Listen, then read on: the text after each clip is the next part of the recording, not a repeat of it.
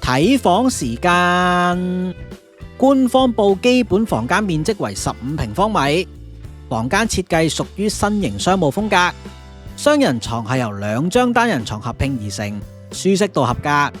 床頭位置設有 USB 同埋充電插位，電視係採用 Smart TV， 唔單止可以投射手機畫面，亦都已經設有 Netflix、Disney Plus 同埋 YouTube。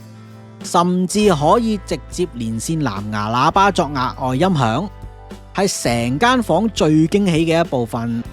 浴室空間亦都算充足，雖然唔大，但係使用起上嚟並唔局促。